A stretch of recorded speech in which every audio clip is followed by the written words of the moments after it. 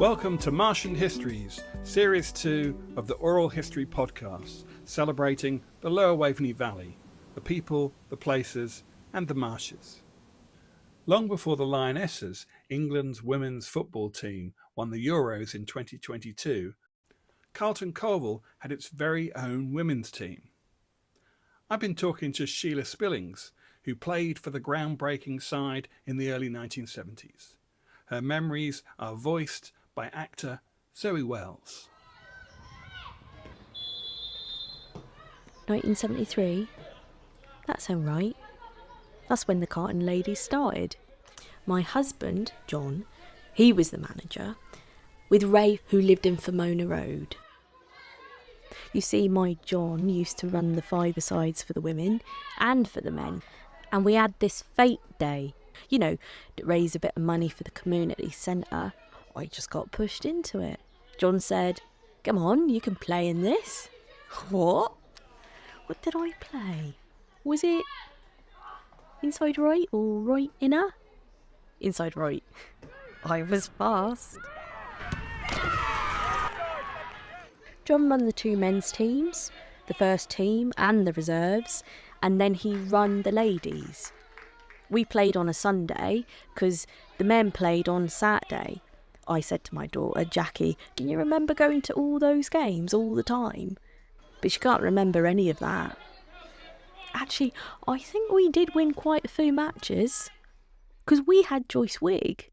She was our star player. She used to play for the Lowestoft Waves, she did, because they were quite famous, the Lowestoft Waves. They won a lot. Later on, they won the FA Cup. And Joyce Wigg was one of the ones who actually helped set up Lowestoft Waves. That must have been early 70s. But she started the Waves and then she came and played for us. Scored all the goals.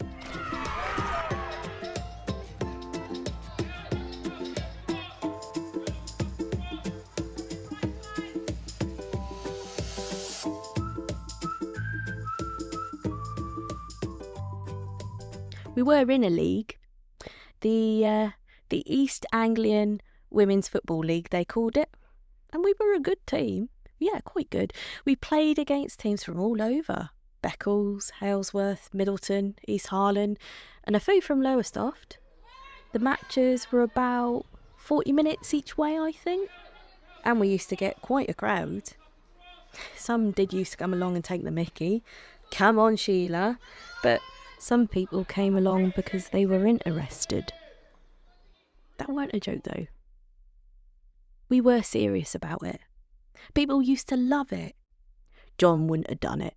Wouldn't have been the manager if it was a joke. Of course, these days all the women are playing football. I think that's great. I love watching the games on the telly. That's better than watching the men, I reckon. The Lionesses, they're brilliant, aren't they? That's not a joke now, and that weren't a joke then. We loved it back in the day. Before each match, I had to go round all the houses. I was a mobile hairdresser at the time, so I could drive then. Used to have to go round each house and tell the team we're playing so-and-so, we got to get there at this sort of time, you're playing up front, you're playing centre half, you're sub, that sort of thing. We never trained or anything, we just turned up. I don't think the men's team trained either. Well, you didn't in them days. Then we got the pub. That must have been 1977. We got the Kirkley pub in Long Road. Then that all had to stop for us. And that's when John had to give up the team.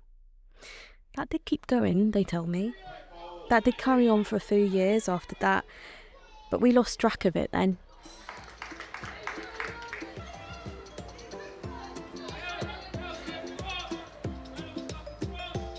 I had to give up a year or two before that because I got fluid on my knee, so I couldn't play anymore. But I still had to do the washing. Because John had the two men's teams. The reserves played in red and white, and the first team played in some sort of goldy colour and royal blue. And I used to do all the washing for both teams. But the ladies, we used to have to wash our own kit. Of course we did. But the men would turn up with their cases. Here you are, Sheila. Here's your washing. Can you imagine washing all that in winter when you've got an old twin tub? Rinsing all the socks? They used to laugh at me. Every Sunday afternoon they'd say, Sheila's got her flags out again. I used to get 15 shillings for that.